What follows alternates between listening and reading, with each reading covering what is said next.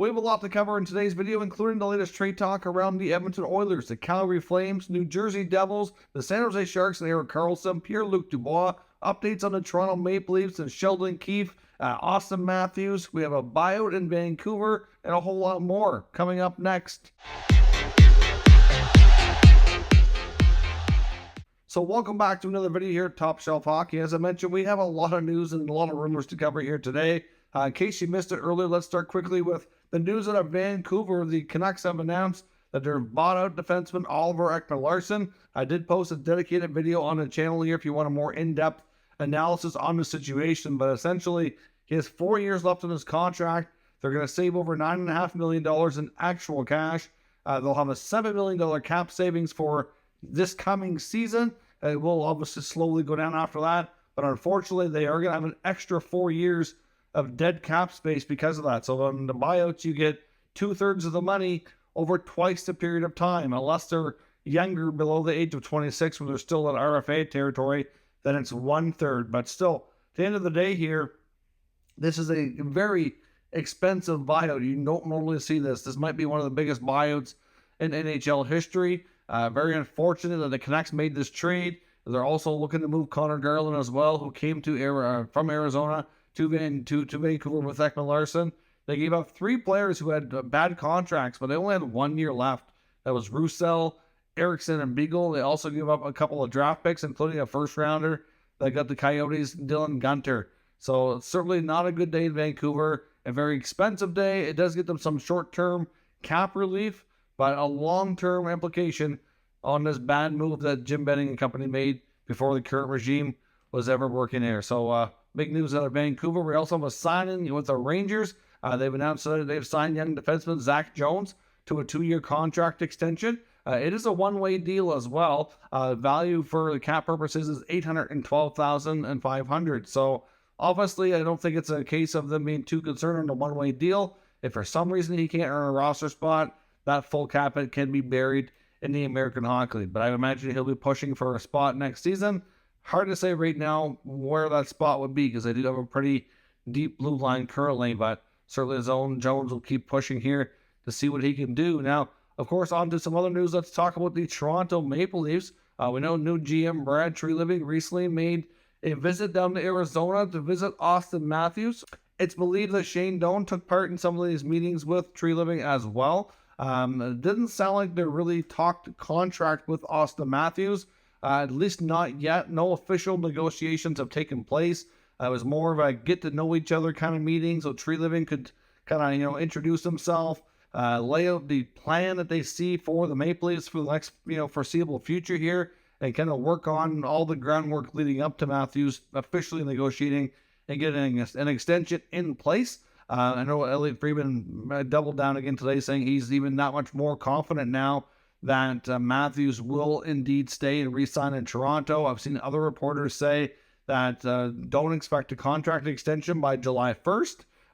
Probably isn't going to happen, but nobody at this point is remotely concerned about it. It can come later in the offseason, and they're not worried, because once July 1st comes around, he's officially into the last year of his deal, and he has a no-move clause. So if they do run into any issues and they can't get a deal done, they're putting themselves at high jeopardy. But obviously, they're confident that that's not going to happen. And I hope for Leaf fans and Leafs management's sake that that's actually the case. And we know Matthews has, led everybody to believe he definitely wants to be there. So I don't really have any cause for concern. Just from a business perspective, it does seem a bit of an unnecessary risk. But at the end of the day, with all the changes they've made, not shocking news to find out that Matthews may want to wait a little bit before signing. Of course, it's also believed that Treliving and Doan and company will be pushing for Matthews to sign an 8-year contract extension. Other reports from Elliotte Friedman and other NHL reporters have indicated before that the belief is Matthews is not interested in an 8-year deal, that he's likely going to sign 3, 4, maybe 5 years at most, that he likely wants to do a shorter term contract, and then maybe next time do an 8-year deal, looking at ways to maximize his career earnings, essentially thinking at 3 or 4 years from now the salary cap will be much higher. He should be able to maximize another higher salary contract over 8 years, which will get him much closer to the end of his career, of course, depending on how long he actually ends up playing. So we'll see. I mean, they are going to put the full pressure on trying to get to 8 years, but if they focus too hard on that, I hope it doesn't impact them to get a shorter-term deal done. If that's all that he wants to do. There's also been a word that Treliving and Sheldon Keefe have also had some meetings to get to know each other, and that they've reportedly been talking with candidates to replace Spencer Carberry on the coaching staff. Obviously, they have an opening there for an assistant coach, and Treliving and Keefe have been working together to find a replacement. So, to me, that wouldn't be happening if Sheldon Keefe wasn't returning. I know they haven't officially come out and made an announcement saying that Keefe will be the coach next year, but I don't think we have any reason to believe anything different at this point. There's also been some talk that Treliving and Keefe, likely maybe not till later into the offseason, will likely discuss a contract extension, and I'm not sure how long they'll extend them. I would probably say at least 1, maybe 2 years. Hard to say, but I wouldn't think they'd want to go too long. But at this point, it believes he is going to stay and likely extend. So we'll see how everything goes on that front. Now, when it comes to some UFA news, I know Elliot Friedman and Jeff Merrick's 32 Thoughts podcast came on again today. Friedman believes, and I think he's right, that Ivan Barbashev out of Vegas is likely going to be one of the hottest UFAs that teams target and is going to be one of the biggest names to watch. Now, he may not get the absolute biggest AAV on the market, but it is a thin free agent crop. And considering how well he played on Vegas' top line in the playoffs, was very productive, and it was having a good season in St. Louis before that, his salary, which is only $2.25 million, is likely going to more than double. So Vegas, as much as there's a lot of interest there, they likely won't be able to afford to keep him. I know Barbashev's agent, Dan Milstein, also made a comment to the effect that Barbashev really enjoyed his time in Vegas, would certainly be open to staying, but he wasn't sure if they were going to be able to afford, with their cap situation, a contract that would be comparable to market value that he'd be able to get elsewhere. So fully expect Ivan Barbashev to likely be on the move unless they make some other shrewd cost-cutting measure to free up some additional space. But he was a perfect fit there with Jack Eichel and Jonathan Marchessault. So we'll see what he gets. But either way, it's expected he's going to be in high demand, and expect his salary to might at least double, if not maybe more than double. Adin Hill, goaltender for the Golden Knights, Stanley Cup winner now, very likely won't return to Vegas either. Not that he wouldn't be interested and vice versa, but again, probably going to be too much of a cap problem for them to sign him. They also have Robin Lehner under contract. We don't know yet if Lehner's going to be able to play or what his status is going to be for next year. They also have Logan Thompson signed on a very cheap deal for 2 more years, and many reporters have indicated they still believe that he's their goalie of the future. So I would suspect that you're likely going to see Thompson be one of the goalies next year. It could be Lehner or it could be somebody else. I would suspect Jonathan Quick won't be back, and there's a good chance that Adin Hill won't be back. Adin Hill's likely going to be getting a contract, maybe not to the point you've seen Jordan Binnington get after winning the Stanley Cup, but probably like a 4x4 or something along those lines is probably what he's going to be able to command on the open market. Difficult to say exactly where he might end up, but there certainly would be lots of teams looking for goaltending help, and his services after winning a Stanley Cup, I'm sure, will be in high demand. Now, some trade talk around the NHL as well. We'll start with the Oilers. There's word that they likely are moving on, and he's probably played his last game as Kailer Yamamoto. It's believed that the Oilers will try to make a trade here in the short term. If that does not materialize, they're very likely going to explore the possibility of a buyout. But either way, it sounds like Yamamoto's time in Edmonton likely coming to an end. Just hasn't been able to live up consistently to the expectations. So they need to move on and find a more productive winger to play with Draisaitl and McDavid at times here. I mean, I know he's up and down the lineup kind of guy, but he's going to produce, and he doesn't do so consistently enough to warrant his contract and to warrant a spot with those top players. There is word the Oilers might have to look at trading Warren Fogle as well, but it's not something they're really wanting to do. They're quite happy with how he played in the playoffs, and because of that, they are getting some interest, but they're certainly not crazy about it, but they might have to just to free up the space to do other things necessary here to help the team. The New Jersey Devils are another team. They're apparently actively trying to trade goaltender Mackenzie Blackwood, so fair to say they'll come back next year with a tandem of likely Vanecek and Schmid.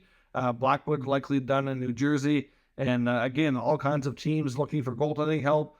We know there's going to be a major goaltending carousel, and now Mackenzie Blackwood will be the latest goaltender to jump on that bandwagon. The San Jose Sharks and Erik Karlsson, according to different reports out there from a variety of reporters, have talked and agreed that a trade is what's best for the player and for the team. So we should expect the likelihood of the rumor mill, at least around Karlsson, to really heat up here over the next couple of weeks. It's hard to say with any kind of certainty this happens given the nature of his contract, but I think it's fair to say that they really are going to try their best. How much money they're willing to eat on the salary retention is going to be a big factor here. He's got 4 years left on his contract. They're going to have to retain more than a couple $1 million. Word was that they were willing to retain at least $2 to $2.5 million. That's only going to knock his contract down to 9 to 9.5, and that's not going to be enough, in my opinion. I think they're going to have to do more than that. But there was a lot of talk about the Florida Panthers being interested in Karlsson. Some people think that he'd be really open at this point, especially after the sale of the team, going back to Ottawa. Again, really complicated though. No matter who trades for Karlsson, assuming this deal takes place, it's going to be extremely complicated. They're going to have to give up some assets to free up some space. And I think San Jose, at the end of the day here, is going to have to eat a lot more of that contract than they probably ever thought. They're going to have to do about 40%, in my opinion, to make this happen. There's just no way teams are going to take him on at anywhere near the $11 million cap hit, or even at 9. I think getting it down to like between 7 and 8 would be a lot more reasonable for teams to have a chance to take this on. But Karlsson, to me, it's like a now or never trade. I think he was trying to play his way to a trade all season. It's hard to say if he'll have any chance of duplicating last year. I'm going to say there's going to be regression. It's just, the nature of things and how everything goes. But at the end of the day, he's a heck of a defenseman and would be a welcome addition on a lot of other teams. Now, there's also word that Calgary Flames defenseman Noah Hanifin is one of the guys that are UFA or pending UFA on that team that's not interested in extending. Now, we know that there's a handful of players that are on expiring deals, whether it be Hanifin, Tanev on defense. You've also got Toffoli, Backlund, Elias Lindholm, and there's a lot of uncertainty around those guys moving forward. And I think there's a fair to say that some of those guys are probably going to re-up and sign and stay. There's a lot of chance and talk that Lindholm is a priority for Conroy, and I think that they're going to try real hard to get it done. Seems like he's at least interested in staying, but in Hanifin's case, not so much. It sounds like he would probably prefer to move on. So I would suspect we're going to see a trade here. Calgary's not going to let him walk and lose out another valuable asset with no return. They've had enough of that recently. We can know that for sure. So where he goes exactly, hard to say. I will say that the Boston Bruins have coveted Noah Hanifin since pretty much the day he became a top prospect for the NHL, let alone a drafted one. So I don't know if they'll have any opportunity to look at that, but that's a team which would be, I think interesting for both him and them. So we'll see what happens. No real indication of where he's going to go, but doesn't want to stay in Calgary is what the word is so far here that we know so far. On Pierre-Luc Dubois, Elliot Friedman's reporting that as much as the Montreal Canadiens are by far his preferred destination, the Los Angeles Kings are putting forth a major push here to get this player to LA. It's believed that they've told the Winnipeg Jets that they are willing to do whatever it takes to make it work, and that they're going to work with them, and basically not to go and just give them away to another team. We know Montreal is probably the preferred destination, but word was that he'd given a handful of teams to the Jets to work with so they could do a sign and trade and maximize his value. It's believed, though, that the LA Kings are heavily interested, and really they have a lot of assets that would be intriguing to the Jets as well. I mean, you've got obviously some roster players there that they may have to move to make money on the cap available, which is a possibility. But at the same time, you've got a lot of cases there with Pierre-Luc Dubois. I mean, we know Montreal obviously would be, a great place for him to be personally, but there's lots of things for them to consider here. They're obviously going to want to get themselves the best deal possible, obviously, in Los Angeles. It's believed that they could be looking at some prospects like Gabe Vilardi, maybe even Quentin Byfield. If Byfield becomes into the picture, you have to think that's game over, and they'll do a deal to get that done. Obviously, they have other prospects on the blue line, Brent Clark, Toby Bjornfot, Alex Turcotte, Arthur Kaliev, Sean Dursey. There's all kinds of younger pieces there that would make the Jets happy in one capacity or another. So I would suspect that we're probably going to see something materialize. You would at least think that the odds would be good, but obviously Dubois has to agree to the trade if he's going to sign a contract, and we don't know where that's going to end up with here as of yet. But Montreal, we know, is the preferred destination, but as much of a push as the LA Kings are giving, it sounds like there's a real good chance that might just be plan B, might be what we see after all. I would suspect if Pierre-Luc Dubois is traded, it's very, very likely going to go down at the 2023 NHL draft. So let me know your thoughts on all of today's news and rumors down in the comments. We'll discuss further. If you're new to the channel, make sure you subscribe and stick around. We'll keep you up to date with the latest news, rumors, and analysis of all 32 NHL teams. Thank you for watching, and I'll catch you next time.